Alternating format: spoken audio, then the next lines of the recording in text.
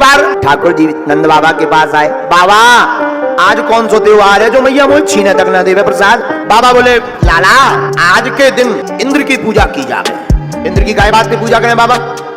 अरे लाला इंद्र की पूजा करने से इंद्र प्रसन्न है जाए, फिर बढ़िया झूम झूम करके बारिश करवे।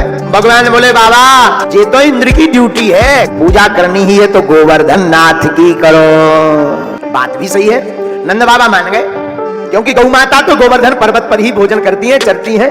नंद बाबा बात मान गए, सारे ब्रजवासी गोवर्धन पर्वत की तलहटी में आए। तब तक नारद जी इंद्र के पास पहुंचे, बोले राजा इंद्र तुम्हारी पूजा बंद हो गई। इंद्र बोले कहां? बोले नीचे पृथ्वी पे। नारद जी का काम ही है आग लगाना। इंद्र बोले किसने करवाई? बोले अब तुम्हें देखो, हम तुम्हें थोड़ी बताएं, हमने तो ये बता दिया कि तुम्हारा पत्ता साफ। इंद्र ने नीचे जाग कर देखा तो ठाकुर जी ने सच में बंद। इनको लगा छोटा सा लाला छोटे से बालक ने पूजा बंद करवा दी। अभी बताते हैं। इंद्र रुष्ट हो गया, उसने मूसलाधार बारिश प्रारंभ कर दी। मेघों को आज्ञा दी जाओ ब्रज में बारिश प्रारंभ कर दो। ब्रज में जैसे ही बारिश प्रारंभ हुई सारे ब्रजवासी चिल्लाने लगे, हे कन्हैया बचाओ, हे गोविंद बचाओ, सब चिल्लाने लगे। भगवान करना अवतार है। सब ब्रजवासियों से बोले चलो गोवर्धन की तलहटी में। गोवर्धन की तलहटी में पूरे ब्रजवासियों को लाए। भगवान ने कहा सब अपने अपने नेत्र बंद करो।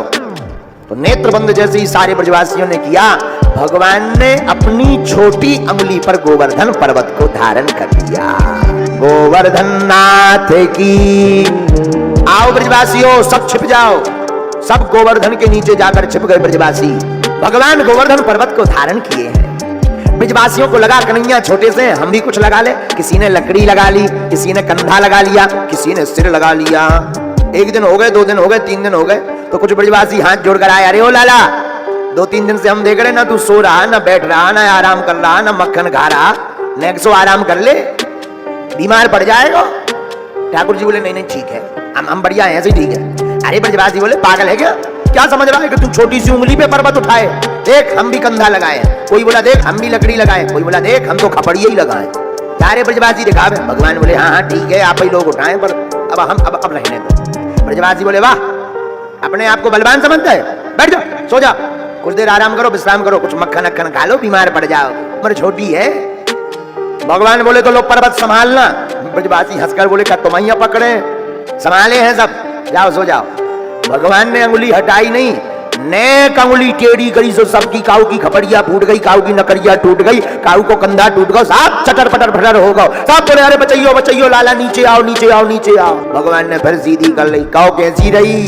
भगवान ने पुनः उंगली सीधी की तो ब्रजवासी सब हाथ जोड़कर आ गए, भैया अब हम समझ गए तुम साधारण कोई बालक नहीं हो, हमको तो लगता है साक्षात ब्रह्म ही अवतार लेकर के आए हुए हैं। भगवान ने सोचा अगर ये सब ब्रजवासी हमको ब्रह्म मानने लगेंगे तो हमारी लीला पूर्ण नहीं हो पाएगी। तो भगवान कहते नहीं नहीं नहीं हम कोई ब्रह्म नहीं है, ना ना हम कोई ब्रह्म नहीं, हम तो तुम्हारे कन्हैया ही हैं। तो ब्रजवासी बोले अगर कन्हैया होते तो इतना बल? तब भगवान ने बताया अपने बल को। क्या? भगवान कहते इसमें हमारा बल नहीं, श्री राधा रानी जी की कृपा है, कुछ तुम लोगों का बल ले लिया। ब्रजवासी बोले मतलब? बोले भैया ये गोवर्धन जो देवता है ना, जा देवता ने हमें एक मंत्र दे राखो। कौन सो? ऐसा मंत्र दे राखो कि अगर वो मंत्र को किसी के सामने पढ़ दिया जाए तो उसकी आधी ताकत हमारे अंदर आ जाती है। इतने में मधुमंगल बोला है ये मंत्र का ही चमत्कार है, भैया ये बता ये वापस कर देगो ताकत की नहीं? भगवान बोले वापस हो जाएगी ताकत। सारे ब्रजवासी भगवान की जय जयकार करते हैं।